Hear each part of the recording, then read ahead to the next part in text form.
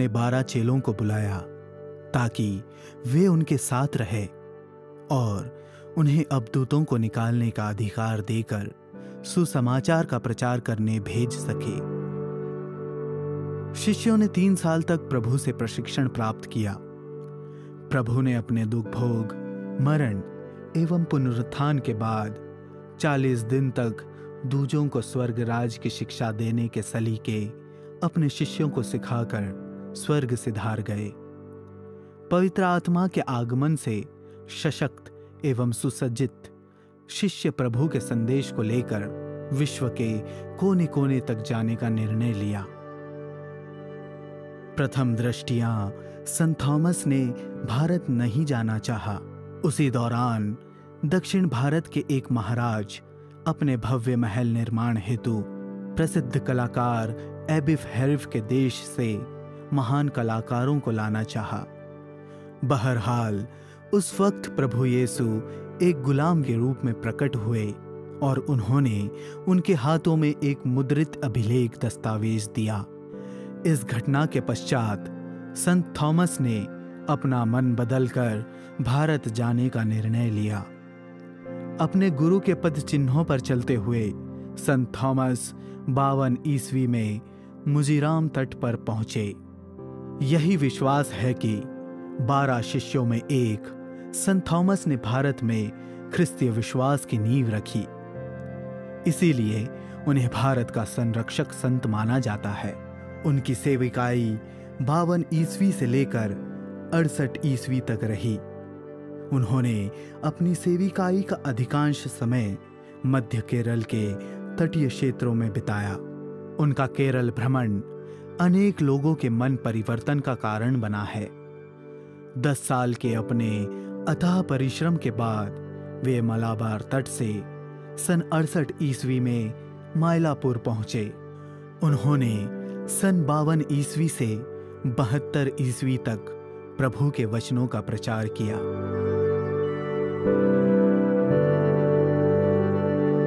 Syrian भाषा के अनुसार तोमो का अर्थ जुड़वा होता है। लिटिल माउंट में स्थित एक छोटी गुफा उनके लिए प्रभु के वचनों के प्रचार की पसंदीदा जगह थी।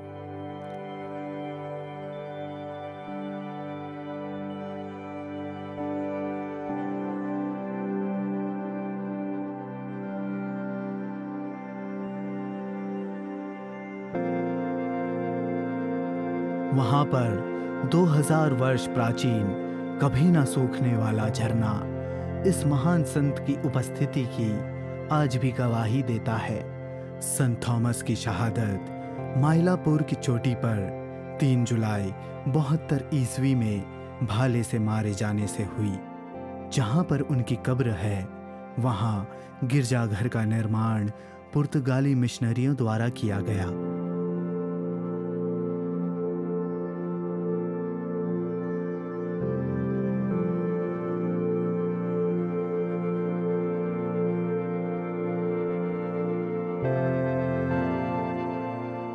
जहां उनकी शहादत को दर्शाया गया है, इसी जगह पर अन्य संतों के रेलिक्स को भी प्रतिष्ठित किया गया है।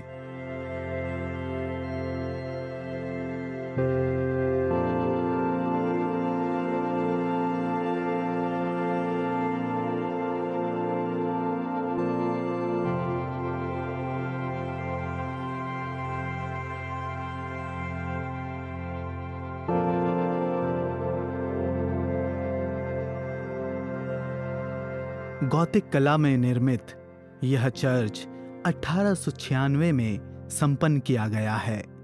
रोम का संत पीटर बेसिलिका एवं सेंटियागो कैथेड्रल के बाद संत थॉमस तीसरा चर्च है जो प्रभु के शिष्यों के पार्थिव शरीर पर बनाया गया है। संत Thomas basilica Madras Mylapore archdiocese के कैथेड्रल के रूप में जाना जाता है। 1956 में पोप पायस द्वारा इसे माइनर बेसिलिका घोषित किया गया और 11 फरवरी 2006 में CBCI द्वारा इसे एक राष्ट्रीय तीर्थ स्थल घोषित किया गया। संत थॉमस बेसिलिका भारतवासियों के बीच एक महान तीर्थ स्थल के रूप में प्रसिद्ध है। संत थॉमस अपने हाथों द्वारा निर्मित 7.5 गिरजाघरों के लिए प्रख्यात है। ये हैं कोडंगलूर, पालायूर, परावूर, कोकमंगलम, निर्णम, निलक्कल, कोल्लम और तिरुवदमकोड।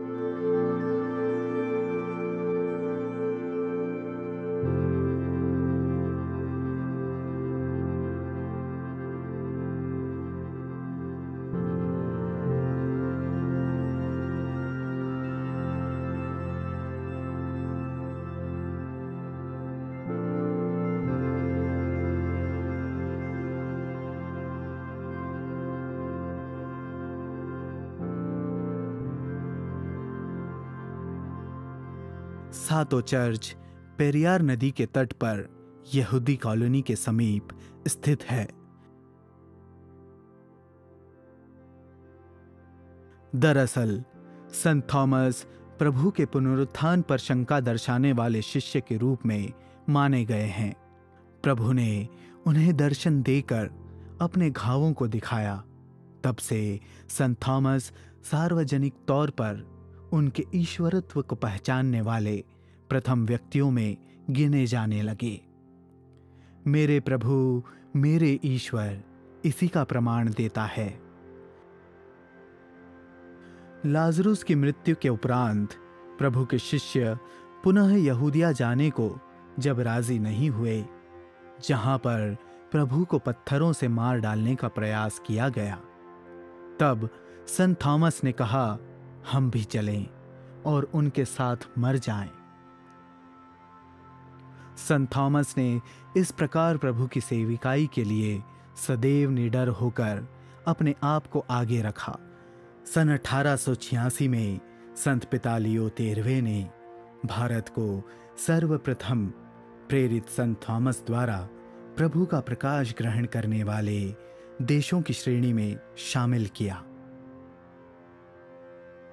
पुर्तगाली मिशनरियों का सन 1498 में भारत में आगमन हुआ और उन्होंने माइलापुर में सन 1547 में इस पवित्र क्रूस की स्थापना की।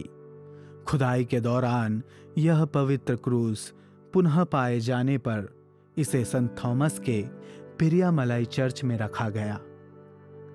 पुर्तगाली मिशनरियों द्वारा इसकी वंदना के दौरान कई बार यह पवित्र क्रूस लहूलुहान हो गया। इसी प्रकार की घटनाओं के कारण इस पवित्र क्रूस को माइलापुर के चमत्कारिक क्रूस का नाम दिया गया। Saint Thomas came to India, first to Kerala and then to Tamil Nadu. When he came here, he was staying in Little Mount, where we can find the cave and the place where he was staying. And from there, he used to come here to this place, holy place, for meditation and prayers. In the church, we can see stone cross carved by our Saint Thomas. In a single stone, he carved this beautiful cross for his prayers. And also we see in the church Mother Mary's picture painted by Saint Luke.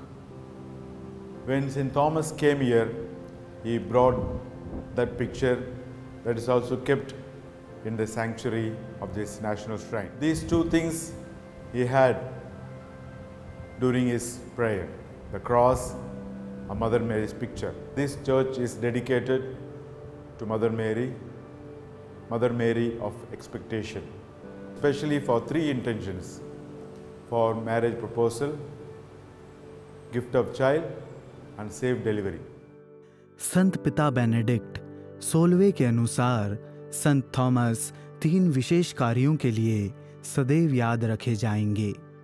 सर्वप्रथम, उनकी कहानी हमारी अनिश्चितताओं में हमें साहस प्रदान करती है। उनकी कहानी हमें यह भी सिखाती है कि हमारे प्रत्येक संदेह को मजबूत विश्वास में बदला जा सकता है।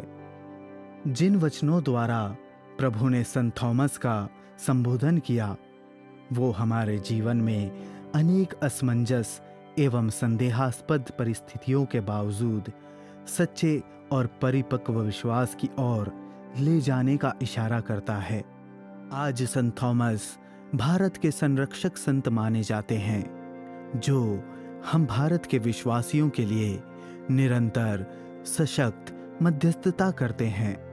उनकी शहादत उनके मजबूत विश्वास का प्रमाण देने के साथ साथ हमारे सामने एक चुनौती भी पेश करती है।